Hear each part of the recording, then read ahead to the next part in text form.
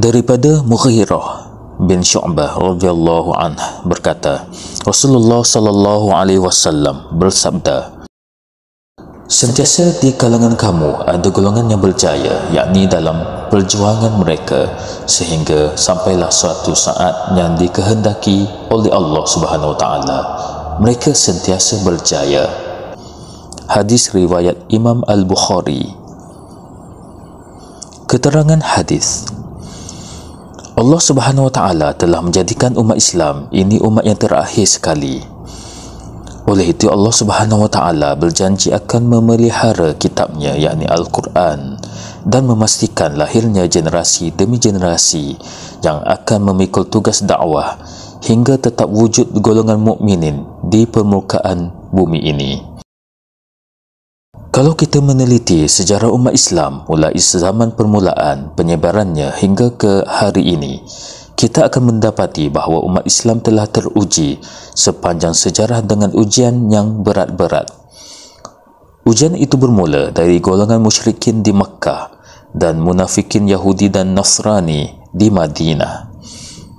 Seterusnya gerakan Riddah, Majusi yang berselimutkan Islam, golongan Batiniyah, pengaruh falsafah dan pemikiran Yunani, serangan bangsa Mughul dan bangsa Tatar yang menghancurkan tamadun Baghdad pada pertengahan abad ke-6 Hijrah.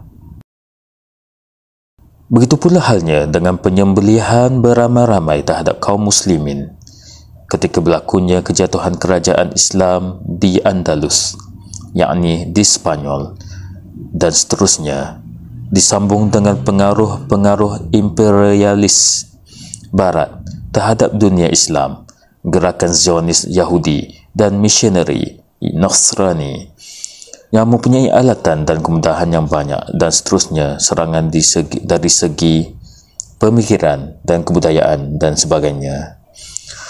Walaupun ujian yang sangat dahsyat melanda umat Islam di sepanjang sejarah, namun mereka masih wujud dan masih lagi mempunyai identiti dan peranan yang hebat di dalam peta dunia di hari ini. Walaupun di hari ini ada di kalangan umat Islam yang tidak mengambil berat tentang agama mereka, tetapi masih ada golongan yang bersungguh-sungguh untuk mempelajari agama dan memperjuangkannya. Walaupun ramai di kalangan umat Islam yang telah hancur moral dan akhlaknya, tetapi masih ada lagi golongan yang berakhlak tinggi dan berpekerti luhur. Walaupun syiar-syiar Islam diinjak-injak di sebahagian tempat, tetapi di tempat lain syiar-syiar Islam masih lagi gagah dan teguh.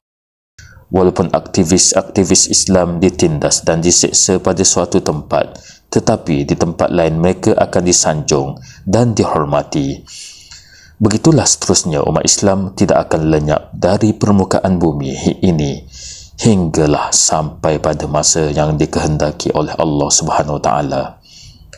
Maka pada masa itu Allah Subhanahu wa taala akan mematikan semua orang-orang Islam dengan tiupan angin yang mematikan setiap jiwa yang beriman, dan yang tinggal setelah itu hanyalah orang-orang yang jahat atau orang kafir. Maka pada saat itulah akan berlaku hari kiamat.